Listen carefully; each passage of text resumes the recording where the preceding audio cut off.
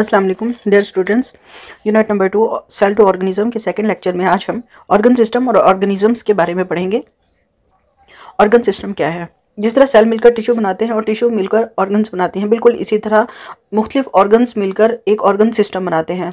मुख्तलिफ ऑर्गन्स इकट्ठे काम करते हैं और एक सिस्टम बनता है। ये सिस्टम कोई एक काम सर अंजाम दे रहा होता है किसी जिस्म के अंदर। जानवरों और पौधों के अंदर मुख्तलिफ किस्म के सिस्टम मौजूद हैं जो कि अपने अपने काम कर रहे हैं।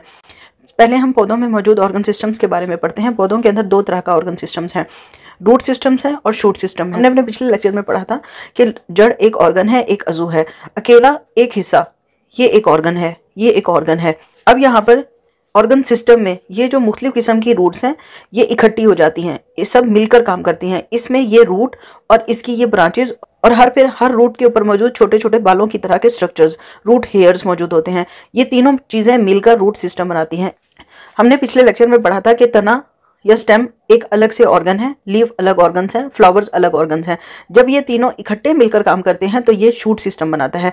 प्लांट्स के अंदर दो बड़े ऑर्गन सिस्टम हैं जो कि इकट्ठे काम करते हैं, मिलकर काम करते हैं ताकि पौधे को जिंदा रख सकें। ये दोनों सिस्टम रूट सिस्टम और शूट सिस्टम है। पहले रूट सिस्टम क्या है?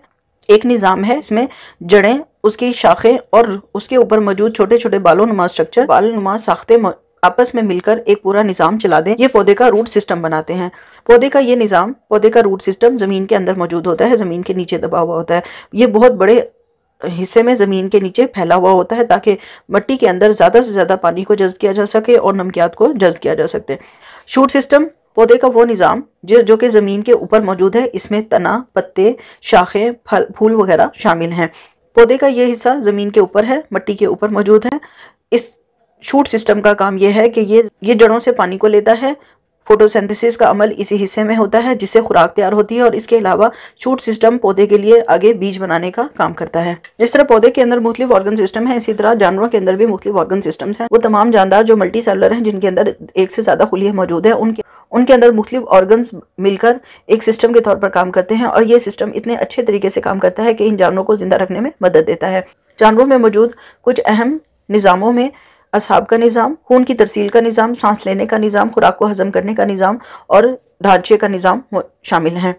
नर्वस सिस्टम या असाबी निज़ाम, ये वो निज़ाम है जो कि पूरे जिस्म के तमाम अफ़ाल को कंट्रोल करता है, बॉडी के अंदर जितनी भी एक्टिविटीज़ हैं उनको कंट्रोल करता है। ये निज़ाम नर्वस सिस्टम दिमाग, हराम मग़ज़ और नर्व्स यानी असाब पर मुश्तमिल होता है। नर्वस सिस्टम या असाबी निज़ाम का काम जिस्म में होने वाले तमाम अफ़ाल को आपस में मिलाना, कोऑर्डिनेट करना और उनको कंट्रोल करना है। जिस तरह सर्कुलेटरी सिस्टम में खून की नालियाँ होती हैं जो कि खून को जिस्म के मुख्तलिफ हिस्सों तक पहुँचाती हैं, बिल्कुल इसी तरह नर्वस सिस्टम के अंदर नर्व्स होती हैं जो कि जिस्म के हर हिस्से तक फैली हुई होती हैं।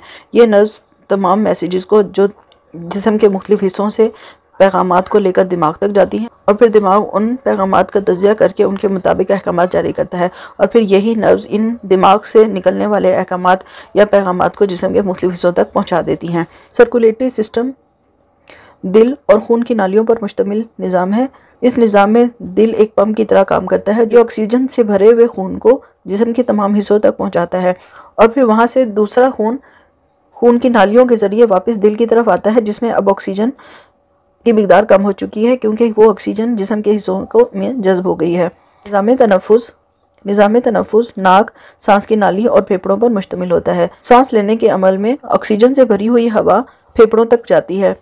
फेफड़े इस ऑक्सीजन को हवा से जज्ब करके हमारे खून में शामिल कर देते और बदले में खून से कार्बन डाइऑक्साइड को निकाल लेते हैं। निज़ाम वो निज़ाम जिसमें खुराक खाकर उसको हजम किया जाए।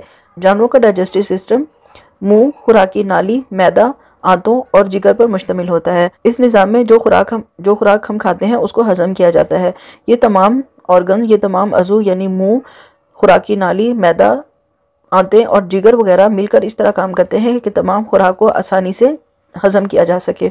स्केलेटल सिस्टम, स्केलेटल ढांचे को कहते हैं। ढांचे का निज़ाम ऐसा सिस्टम जो कि किसी भी जानवर के जिस्म को सहारा देता है, उसको प्रॉपर शेप देता है और उसको हिफाजत भी देता है। ये निज़ाम यानी स्केलेटल सिस्टम हड्डियों पर मुश्तमिल होता है और ये पूरे जिस्म के अंदर वाले हिस्सों की हिफाजत करता है। जानवरों के जिस्म को एक ख़ास शक्ल भी देता है। जिस तरह हमारे जिस्म में ये हड्डियाँ मौजूद हैं, ये हड्डियों का ढांचा है। इस हड्डियों के ढांचे के अंदर जिस तरह हमारी खोपड़ी के अंदर दिमाग है, दिमाग एक नाजुक अज़ू है, तो ये हड्डियाँ हमारे दिमाग की हिफाजत करती हैं। इसी तरह हमारी ये पसलियों का ढांचा, दिल, जिगर, गुर्दे इन सब चीज़ों की हिफाजत करता है। तो ढांचे का बुनियादी मकसद अंदर के अज़ू, अंदर के ऑर्गन्स की हिफाजत और इसके अलावा जिस्म को एक प्रॉपर शेप देना होता है।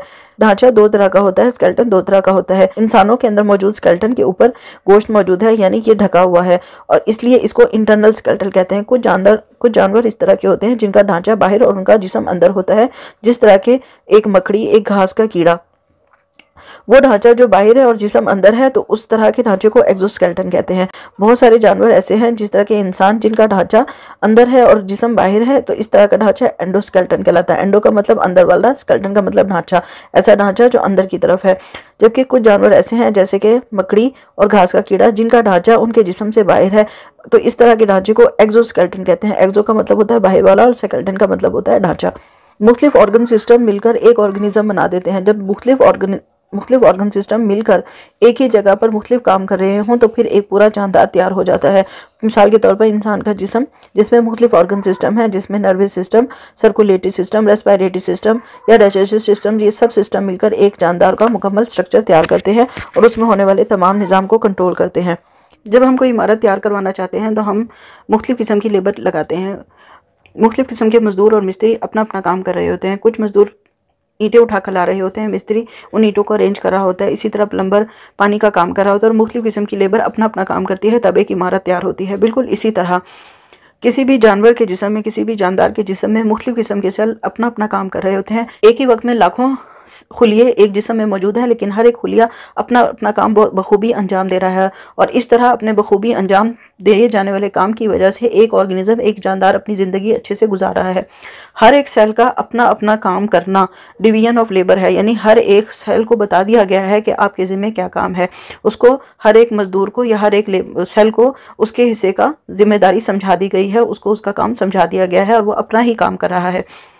जितना बड़ा जानवर होगा, जितना बड़ा जानदार होगा, उतना ही उसका पेचीदा निज़ाम होगा। जितनी ज़्यादा सेलों की तादाद होगी या जितना ज़्यादा लेबर की तादाद यानी खुलियों की तादाद होगी, उतना ही निज़ाम मुश्किल होगा चलाना।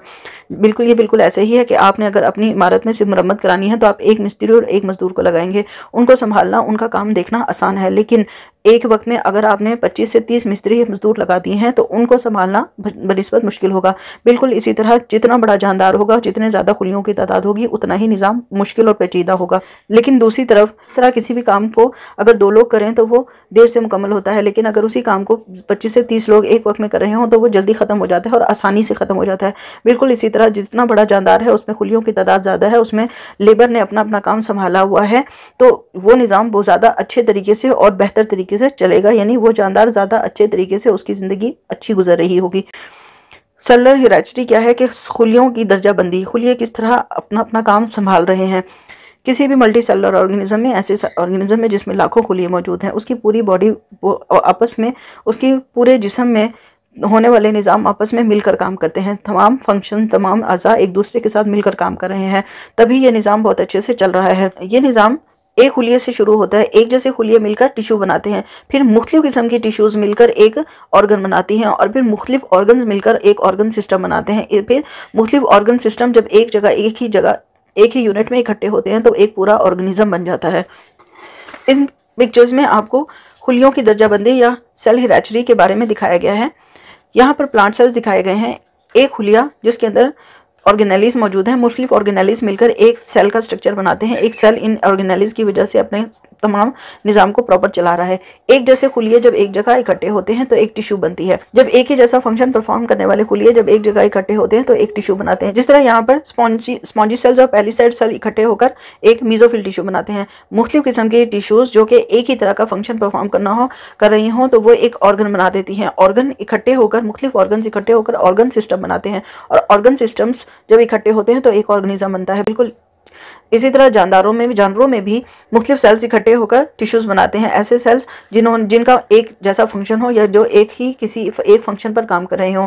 ये टिश्यूज़ मिलकर, मुख्तलिफ टिश्यूज़ जब आपस में मिलती हैं तो एक ऑर्गन बन जाता है, और जब ऑर्गन्स मिलते हैं तो ऑर्गन सिस्टम, और फिर ऑर्गन सिस्टम आगे जाकर ऑर्गेनिजम्स बनाते हैं।